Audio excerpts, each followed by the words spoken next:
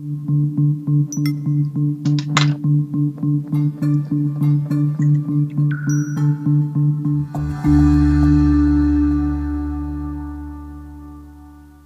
are predicting that the worst is yet to come, which is unfortunate, said one person here.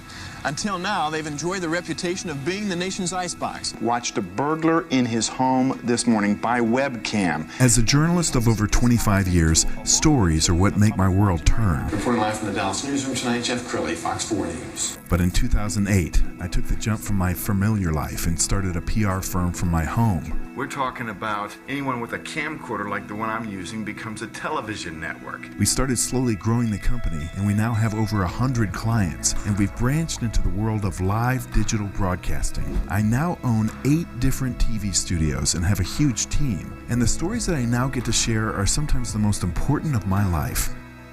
Life has a funny way of coming around full circle. This is the Jeff Crilley Show. Welcome to my show. Well, as you all know, we live in uncertain times. The pandemic has rattled nerves. People are afraid to go back to work at this point, and probably losing sleep in some cases. If you watch the news, it's all negative, and so we need a dose of optimism. Joining us is the world-renowned Shelley Roxanne. She is the queen of optimism. Welcome to the show, Shelley. Thanks, Jeff. How are you? Well, we need some optimism right now. Tell us, how did you get the name Queen of Optimism? Well, in 1994, I started my first company, and it was called Optimistic Inc., and it was a personal and professional development company. And then every company after that, I started a water company called Optimistic H2O, and a school for boys called Optimistic Leadership Academy for Boys. So I was interviewed by a national magazine, and they said, "This is the Queen of Optimism." And it was just kind of stuck after that, because of all of my optimistic branded companies, I suppose, and my outlook. Well, your name certainly fits, and I love the name of your book, so you're going to have to tell us about it. The Frustrated Believer, right there on the screen. Tell us, how did you come up with the book, and what is the book about? The book is 50 short, little bite-sized chapters of what I call, the book started out as a love letter, actually, to my sons. One of my sons, my youngest, was going off to college, and I said, I want to give my boys some how-tos, some success principles to guide them in their life, some things that they can refer to.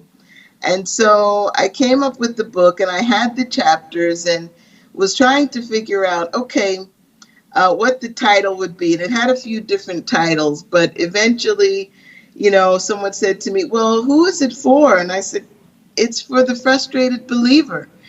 And the subtitle, as you see, is What to Do When You Don't Know What to Do. And that is exactly what the book is about. It is a reference guide. People leave it on the nightstand. You can read it out of order. Any chapter you can pick up that speaks to you for that particular situation you're dealing with. And so it's super fun. And I'm so happy the feedback that I've been getting about people's lives that have been changed and transformed by the book. Well, and I want my audience to know that I'm dealing with a celebrity who has brushed elbows with the rich and famous. You have a very successful radio show, and as we're showing some video from the show, I'm just going to rattle off some of the people that you've had the chance to interview. Robert Kiyosaki from Rich Dad, Poor Dad fame, Jack Canfield, Chicken Soup for the Soul, Wayne Dyer, Wally Famous Amos. Man, the list goes on and on. My favorite. Well, I need to know a commonality, all those names that I just rattled off, has to be optimism. Each one of them had to overcome some stuff to get to where they are. Yes. Is that what you've discovered about life? Is the secret is how you approach it? Because we all get dealt, It absolutely is. There's one chapter in the book that's called Life is Like Photography, You Develop from the Negative. And so I do try and help people to see that every single solitary situation that is happening, appears to be happening to you, is happening for you. And that it really is about how you are looking at things. So my favorite quote, which was attributed to Wayne Dyer, which is, when you change the way you look at things, the things you look at change. And that's really what optimism is all about. That's really powerful. Well, I want to give you a chance to kind of brag a little bit.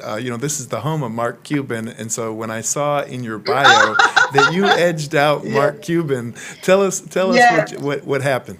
Well, the funny story is, the book went #1 on Inauguration Day, when Donald Trump was inaugurated. And so I thought it was ironic and pretty funny that it's The Frustrated Believer goes #1, and the #2 book was Mark Cuban's book.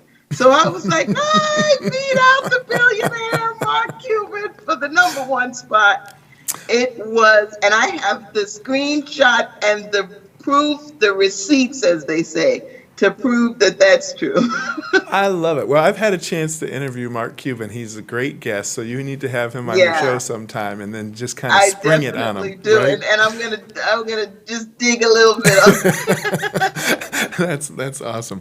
Well, we're almost out of time for this segment, so please give us some words of wisdom for the person who's feeling down right now, for the person who's feeling frightened and unsure.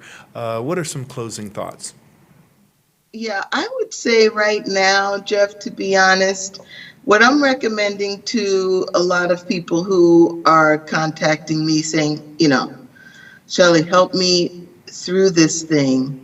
And what I tell them is, do your math.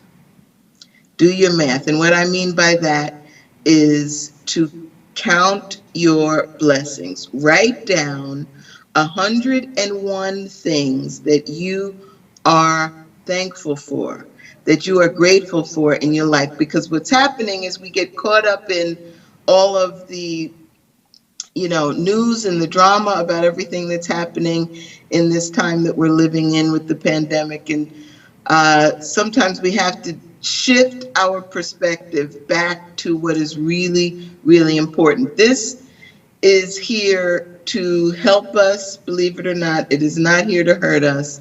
And it is here to wake us up to some of the things that we need to do. I say that it's been an adult timeout.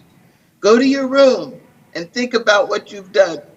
Yes. And so, I've Shelley, I've heard so many wonderful stories of people who, after the initial shock of the lockdown happened, they started to look for the positive, and they started to look at, wow, I'm able to have dinner with my family. I'm able to read a book. I'm able to work out. I'm able to do a lot of things that I couldn't do before. That's a good way to look at life, isn't it? It absolutely is a wonderful way. I tell people that we are living in a get to life, not a have to life. So if your approach is, I get to be here and spend time with my family, I get to be able to catch up on my reading and self-improvement and self-development, I get to enjoy the people that I love more. So there are definitely wonderful ways to look at this, and that's what you have to do. Just simply shift your perspective. Wow, I love that. We're going to put your website up on the screen so people can get in touch with you. ShelleyRoxanne.com is the website. Book her for speaking engagements and coaching, and you've been an amazing guest. We're going to have you back on again soon. Thanks, Jeff. I appreciate you. You bet. All right, that's it for now. Okay. We'll see you next time. All righty.